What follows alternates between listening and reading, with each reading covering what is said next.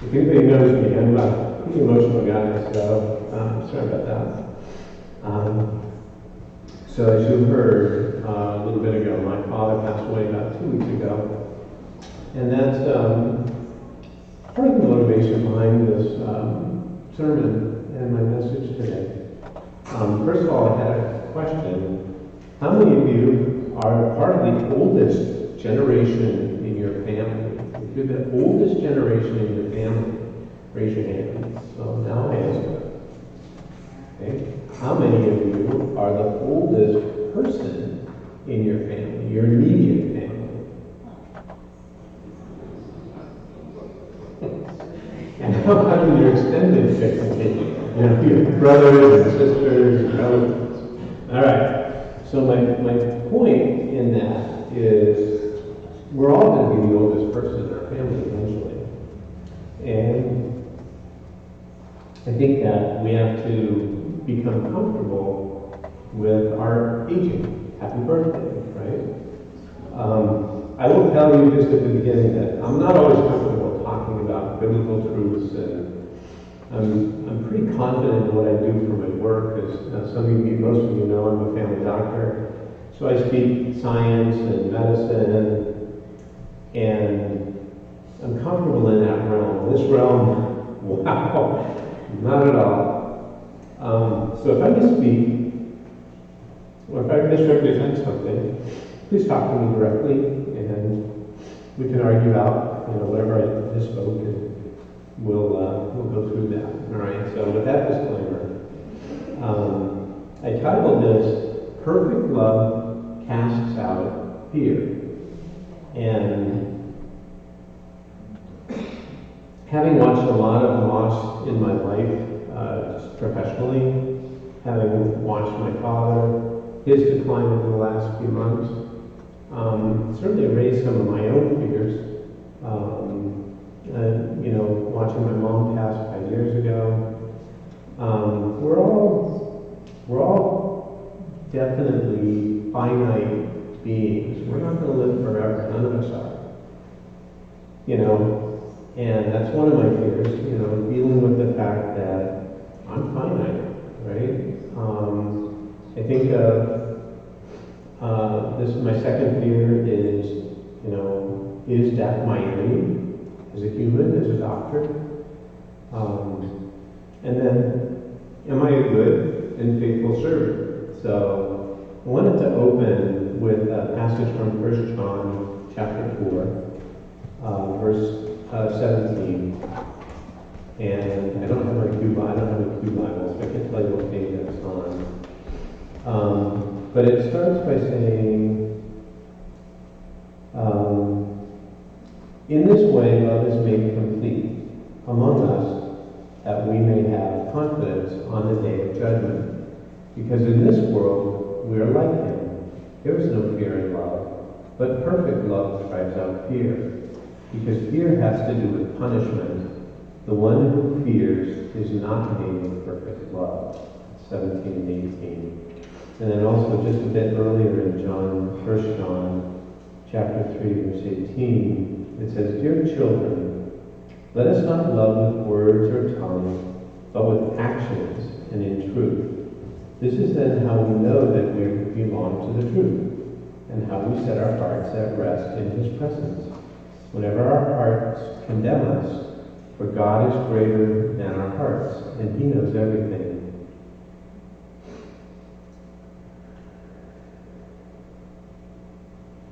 So, dear friends, if our hearts do not condemn us, we have confidence before God and receive from him anything we ask, because we obey his commands and we do what pleases him. And this is what he commands, to believe in the name of his Son, Jesus Christ, and to love one another as he commanded us. So I thought I'd take the easier question first, which is death my enemy? And as a human and as a Christian, the answer is absolutely not. There's no doubt that, I was born, I'm going to live, I'm going to breathe, and I'm going to die. And from the mouth of Jesus, he told us that in Luke chapter 12, verses 4 to 10, it says, I tell you, my friends, do not be afraid of those who kill the body, and after that can do no more. But I will show you whom you should fear. Fear him who after the killing of the body has the power to throw you into hell. Great sermon for a new family. Sorry about that. Yes, I tell you, fear him. Are not 5 sparrows sold for 2 pennies? Yet not one of them is forgotten by God. Indeed, the very hairs of your head are all numbered. All 6 of mine are numbered. Don't be afraid. We're worth much more than any sparrows. Right? I tell you, whoever acknowledges me before men, by the way, the 6 hairs thing, that was not in the Bible. That was just me. I tell you, whoever acknowledges me before men, the Son of Man will also acknowledge him before the angels of God. But he who disowns me before men will be disowned before the angels of God. And everyone who speaks a word against the Son of Man will be forgiven, but anyone who blasphemes against the Holy Spirit will not. So, Christ sets up a picture for us that, we have nothing to fear. That we, if we know the truth and we know Christ, we're going to live with God and we're going to be acknowledged in front of the angels. Just as I know my mom and my dad are, which is great. So, as a physician, I see dying every day. I have told patients for many, many years that my job is to get you to your 80th birthday in good health.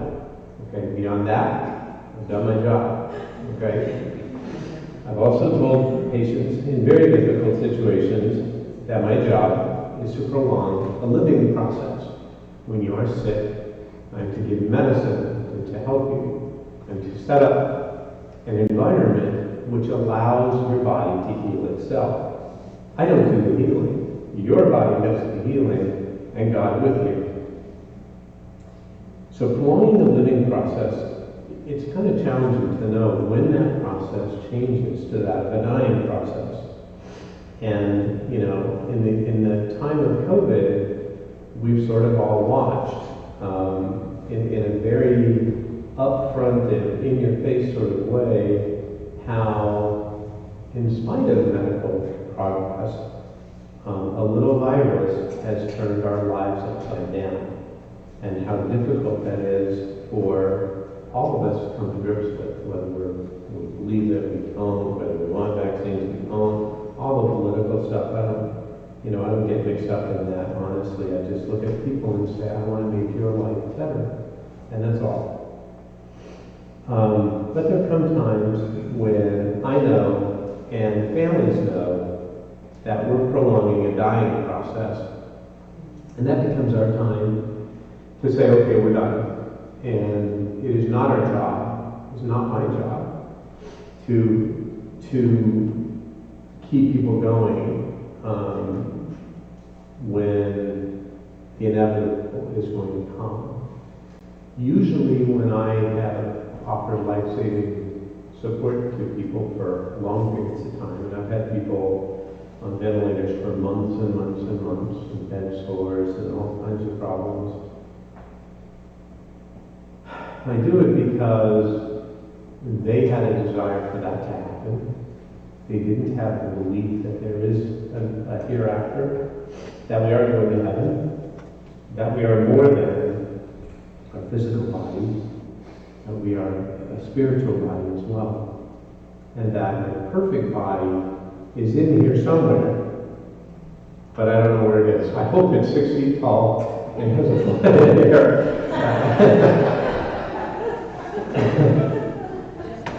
We'll see.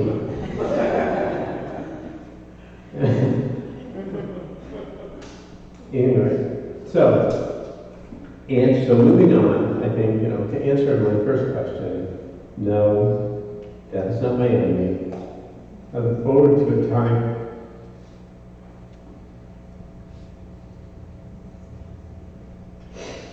where I get to see my Father again.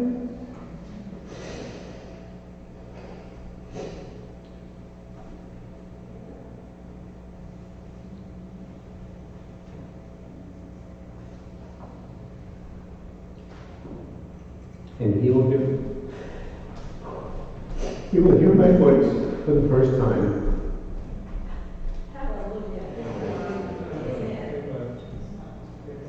Now, moving on. Finite beings, right? When we are finite in physics and in our body, but not in our souls. All right? In the creation of man, we started way back in Genesis chapter 2, verse 7. And it says, from the dust of the ground, and God breathed into his mouth the breath of life, and the man became a living being.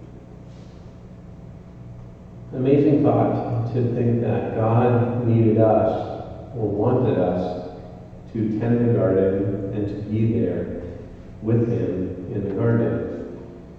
And unfortunately, as we know the story, as many of us know the story, we kind of messed that up.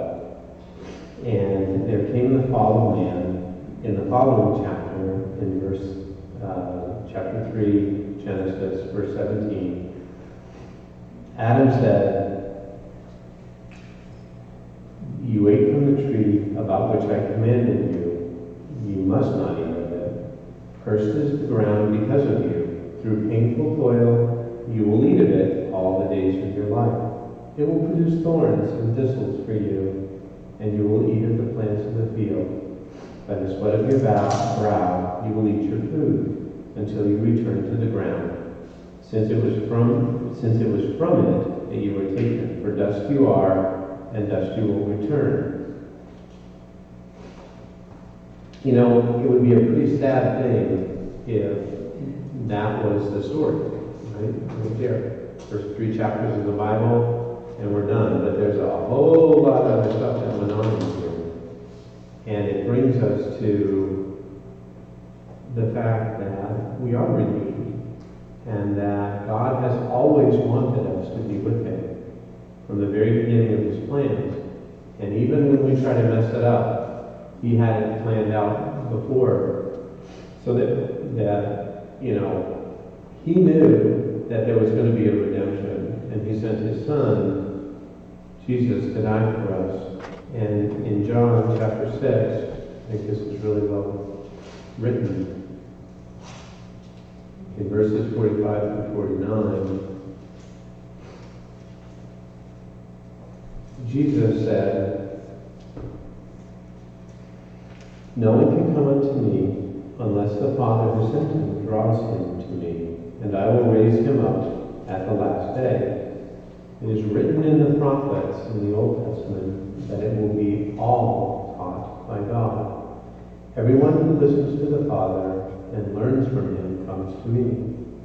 No one has seen the Father except the one who is from God. Only he has seen the Father. I tell you the truth, he who believes has everlasting life. I am the bread of life. Your forefathers ate the manna in the desert, yet they died. But here is the bread that comes down from heaven, which a man may eat and not die. I am the living bread that came down from heaven. If anyone eats of this bread, he will live forever. This bread is my flesh, which I will give for the life of the world. Pretty powerful stuff. Pretty powerful stuff, right? Humans are destined to die in and of themselves, but we're not going to die in the spirit. Our energy goes on. God has already planned that for us. Right? And I'm thankful. I'm truly, truly thankful for that. And then the last thing that I thought of was, my last fear is, am I good enough? Am I a good and faithful servant? Right? And that stands as a son, as a husband, as a father, as an elder, as a moderator, as a chief bottle washer, And I think the answer is, sometimes I'm good enough on my own, sometimes I'm not. You know, as a son, you know, I was raised by two deaf parents. Both my parents could not hear from the time they were born. I speak sign language, a little bit of Spanish, terrible English. You know, I was their interpreter, and sometimes I was very good for them, and sometimes I wasn't, right? And that's why I stand redeemed, and all the mistakes I made as a child will be washed away, and I have nothing to worry about, right? And in Exodus, we know that in the Ten Commandments, we're to honor our fathers and our mothers, so that it will go well with us, right? Has it gone well with me? Absolutely, right? I have nothing to complain about. Right? My life has been a series of challenges that I have been fortunate to overcome. I've been educated through high school, through college, through medical school, through residency. I've been educated by thousands of patients that I've taken care of. Right? I've been blessed in more ways than you'll ever know.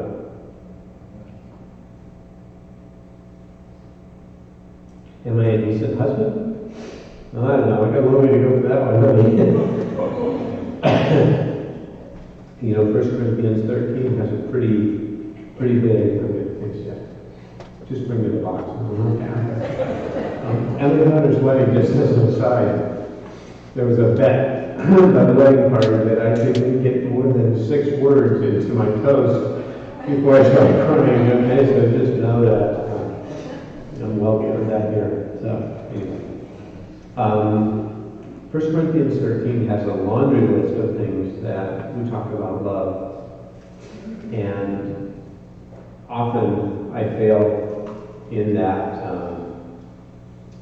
list, but I work on it daily, and sometimes hourly, and sometimes minute by minute. And by the forbearance of my wife, it's been 38 wonderful years, so thank you.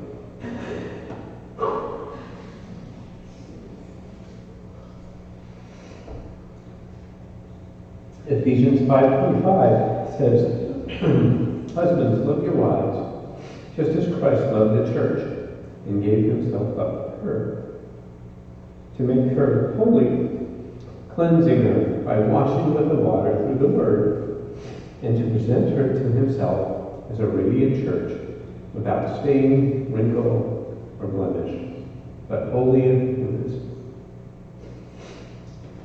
Boy, if guys could do that, the divorce rate would be 0. But don't we have a hard time with that? So, anyway, finally, as a father, am I a good father?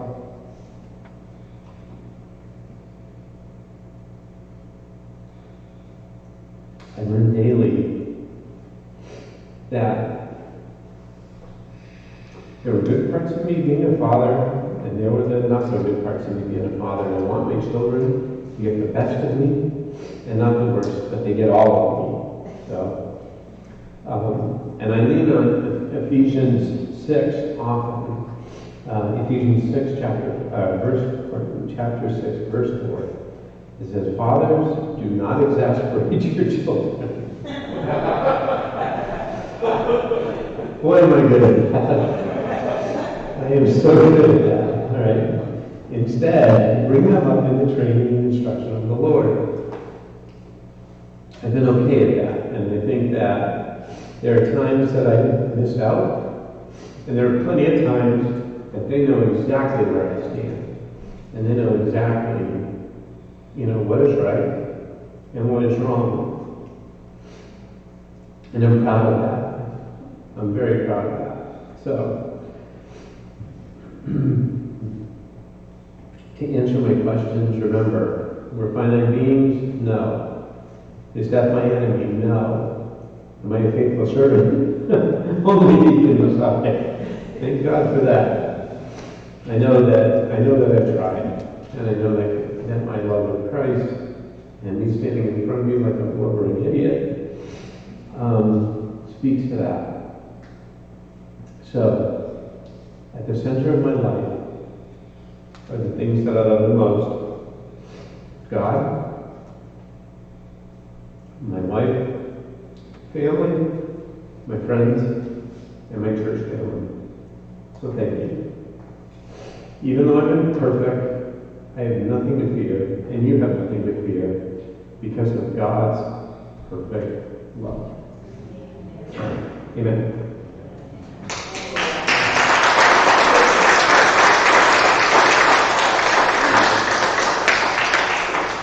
Okay. And we got one more song, I hope. I have no idea what time it is, and I have no idea. We'll wait for